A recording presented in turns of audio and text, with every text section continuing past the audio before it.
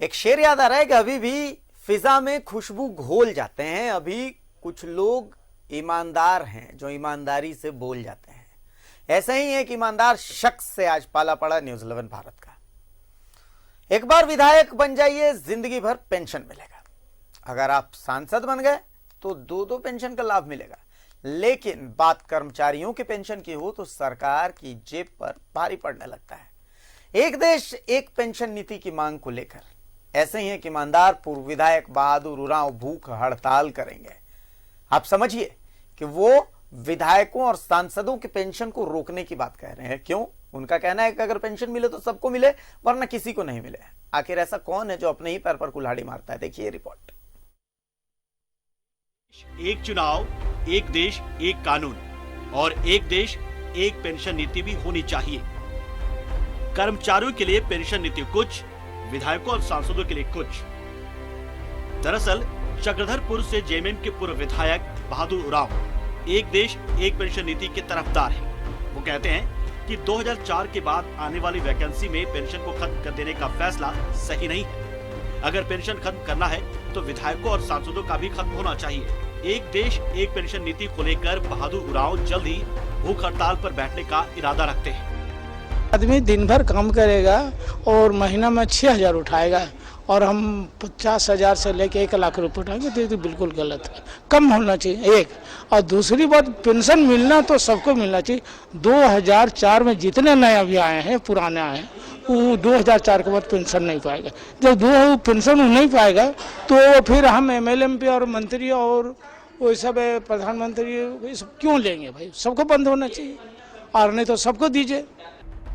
बहादुर राव खुद अपनी मिसाल देते हुए कहते हैं कि वो सिर्फ और सिर्फ एक बार विधायक बने और उन्हें 5 साल विधायक रहने के लिए 70,000 रुपए महीने पेंशन और यात्रा भत्ता आदि अलग से मिलता है। क्या ये बेइंसाफी नहीं है? अगर पेंशन मिले तो सबको मिले, फिर त्रिस्तरीय पंचायती राज प्रतिनिधियों को भी मिले। सिर्फ कर्मचारियों को देने से फिजूल खर्ची होती है। पेंशन तो समझो 70,000, पेंशन तो बहुत ज्यादा है। हाँ। आप नहीं चाहते कि मिले आपको? न मिले, हमको नहीं चाहता, हमको सबको बंद हो। कहने का मतलब उन लोगों को आरोप लगाने वाला बोलता आप क्यों लेते हैं? बोला सबको बंद होना चाहिए ना। अब आपको भी मिले और सबको भी मिले? नहीं, सबको बंद हो, सबको बंद हो। एक बार के विधायक रहे माले के राजकुमार यादव जी बहादुर उरांव की राय से इत्तेफाक रखते हैं और एक बात जोड़ते हैं कि ये कैसा कानून है कि अगर एक बार विधायक रहे और एक बार सांसद भी रहे तो आप एक साथ दो पेंशन के हकदार हो गए। बहादुर जी शुरू से एक झारखंड आंदोलनकारी रहे हैं और अभी जिस तरह से देश के अंदर में गरीबी और बेरोजगारी है या भूखमरी है, तो एक तरफ तो लोग रोजगार से वंचित हैं और दूसरी तरफ है कि 2004 में अटल बिहारी वाजपेयी के सरकार के समय ही पेंशन बंद करने की नीति लाई गई थी। तो ये तो पूरे देश के अंदर में ये सवाल उठना जायज़ है और हम समझते हैं कि सरकार को यदि सरकारी सेवकों का पेंशन बंद करती है तो विधायक, संसद से लेकर के मंत्री तक, उसमें एक महत्वपूर्ण प्रश्न ये है कि एक बार जितने बात एक पेंशन तो लेने के लिए बात तो कुछ समझ में आता है, लेकिन जो देश के अंदर में एक बार कोई सांसद और माने विधायक बन गया, 2 पेंशन लेना, ये तो और खराब बात है। सरकार को इस पर भी एक निर्णय लेने की जरूरत है।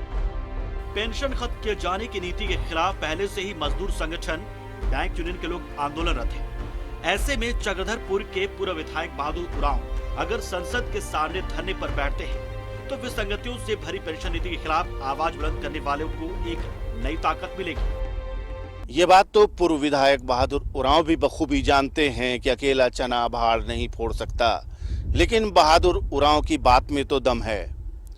अगर पेंशन मिलनी चाहिए तो सबको मिलनी चाहिए।